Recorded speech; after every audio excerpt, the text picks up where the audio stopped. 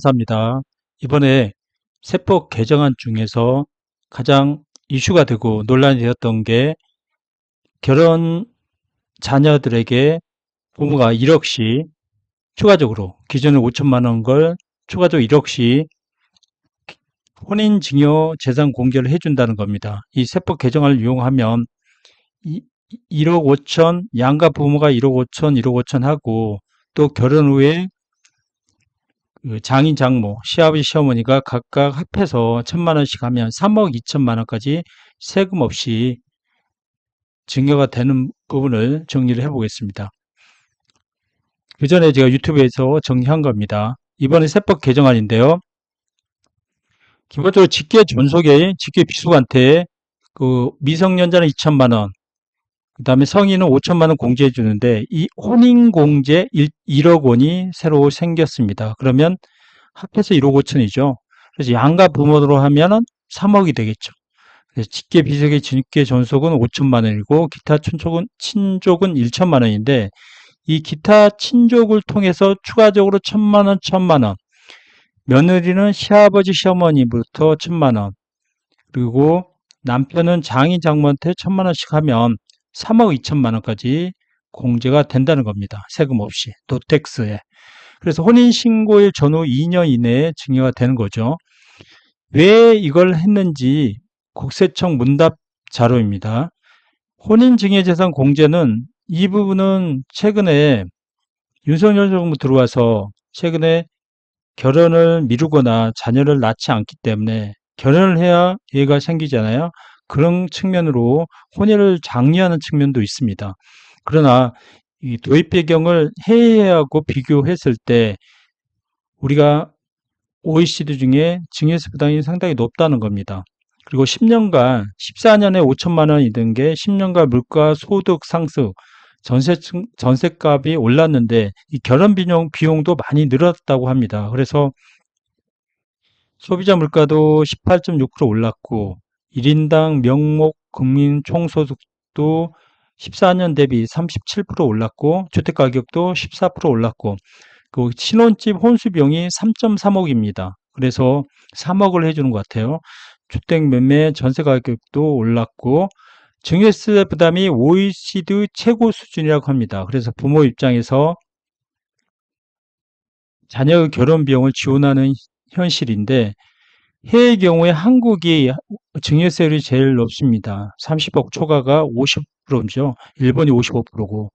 그러나 일본을 이야기하면서 뒤에 보면 일본이 55%지만 결혼자금 용도로 직계 존속으로부터 증여받은 재산은 1천만 원, 1억 정도 공제를 해줍니다. 그래서 일본을 좀 본딴 것 같아요. 그다음 스위스, 아이슬란드, 프랑스, 미국 이렇게 독일까지 최고 세율인데 그러나 캐나다, 호주, 뉴질랜드, 스웨덴, 이런 콜롬비아 이런 쪽은 멕시코까지는 증여세가 미운용되어 있습니다. 그래서 OECD 중에 그 평균은 26%인데 증여세 미운용 국가도 있어요. 자, 문답인데 혼인 증여재산 공제 적용 시 줄어드는 세부 부담은 혼인신고 전후로 그러니까 혼인을 좀 늦게 할 수도 있잖아요. 2년 이내 1억 5천만 원까지 증여하는 건데 과거에는 5천만 원 공제 후 1억을 할 때 증여세가 1천만 원 됐어요. 만약 3억을 양가 부모한테 했다 할 경우에는 증여세 부담이 2천만 원입니다. 그렇게 크지는 않죠. 개정으로 해서 혼인으로 해서 1억을 적용해서 증여세 없다. 1억 5천. 그다음 재산 용도를 제한하지 않아요. 집을 사는 거와 상관없이 이걸로 결혼 자금으로 전세를 쓰거나 자녀 교육에 뭐 이렇게 써도 상관없습니다. 그래서 결혼을 하는 자녀한테 그냥 1억씩 추가적으로 증여할 수 있다고 봅니다. 그다음에 재산 용도 제한 시 신혼부부가 증빙자료 보관 제출 및 가세한 채 신고해야 때문에 납세 형량 비용이 과도하고 자금 후 온천이 증여재산인지 타재산인지 현실적으로 구분이 곤란하기 때문입니다. 그다음에 재산 용도를 제한할 때 공제 한도할 때 우리가 10년간 하잖아요. 이거는 4년으로 한정을 됩니다. 그래서 공제 기간을 4년으로 한정이기 때문에 자녀가 결혼을 뭐 여러 번 하지는 않을 거 아니에요. 이게 자녀가 여러 명 많이 없기 때문에 그래서 이 부분은 4년간 한정이 되고, 공제기간을 혼인 전후 2년으로 한 이유가 장기간 10년으로 하는 것보다 앞뒤로 2년, 이게 총 4년 정도 해서 그 4년 넘으면 이게 합산이 되지 않는다는 거죠. 그래서 청약 대출 등으로 혼인신고 일과 실제 결혼 시점이 상이한 경우 많아 공제기간을 짧게 설정하는 것은 현실과 맞지 않죠. 결혼 전후로 공제기간을 한정하여 4년으로 설정합니다. 자, 양가 부모에게 3.2억을 증여받을 수가 있어요. 지금 혼인공제를 통해서 1억 플러스 알파 5천까지 되니까 1억 5천을 증여받고 집을 살 때, 그 다음에 결혼 후에 장인 장모한테 1,000만 원씩 합해서 기타 춘족이죠.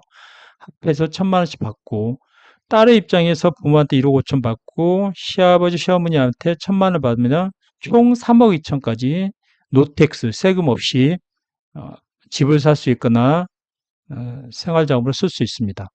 자, 양가 부모에게 크로스로 증여를 받습니다. 기타 친족으로 1,000만 원 공제받고, 그러나 장인한테 1,000만 원, 장모님한테 1,000만 원 받을 경우에 일단 1,000만 원 빠지고 장모님 1,000만 원은 10%, 100만 원에 대해서 세금만 부담하면 됩니다.